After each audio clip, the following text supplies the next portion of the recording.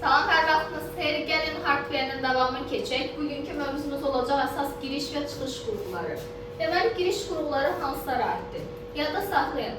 Mouse'dur, klaviaturadır, skanerdir, tweeterdir, mikrofon, kamera əsas olanlardır. Baxın, burada da qeyd eləmişəm. Əlavə olaraq mouse'dan oxşar trackball var, joystick var, pen mouse var. Bunları əzbər şəkildə, çünki tez-tez biz test imtahanlarda bunlara rast gəlirik. Məsələn, klaviatura niyə görə giriş qurğusudur? Çünki biz klaviaturaya məlumatı daxil edirik, düzdür? Klaviatura bizə nəyisə əks etdirib göstərmir. Deməli, ona görə olacaq klaviatura giriş qurğusu. Ümumiyyətlə, baxın, çalışın ki, heç vaxt giriş və çıxış qurğularını əzbər şəkildə öyrənməyin. Əsas onların məntiqini başa düşün.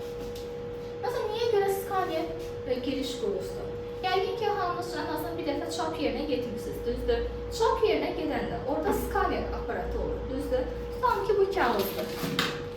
Bu kağızı skaner aparatına qoyulur.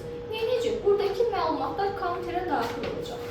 Və yaxud da marketə gedəndə, kassaya yaxınlaşanda kassirlərin əlində bir aparat olur. Hansı ki, məhsulların barkodunu oxudur. Həmin qurğu da əl skanerdir. Oradakı informasiya daxil olur kompüterə.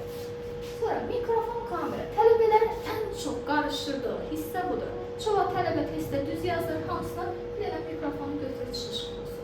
Mikrofon girişdir, çünki biz ora səsimizi daxil edirik. Bunu yadda saxlamaq üçün çox qəşəng trik var tələbələr üçün. Necədir? Baxın, mikrofon və kamera ilə toya giriş eləmək. Yəni, buradan elə yadda saxlayırsınız ki, bu iki qurğu giriş qurğusudur.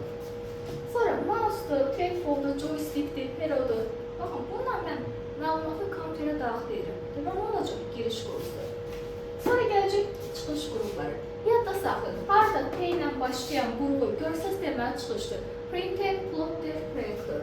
Əlavə olaraq monitor.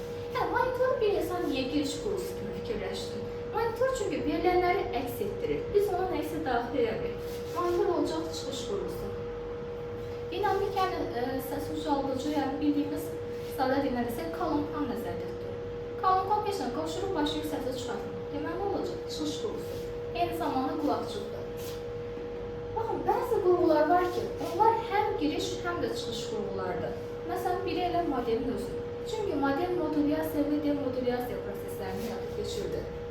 Touchscreen, telefonumuzun ekranı. Biz ekrana həm nəysə daxil edirik, həm də verilənləri əks etdirir bizə touchscreen. Deməli, həm giriş, həm də çıxış qurğusu olacaq. Əlavə olaraq, səs kart, video kart, şəbəkə kartı həm giriş, həm də çıxış qurğusudur.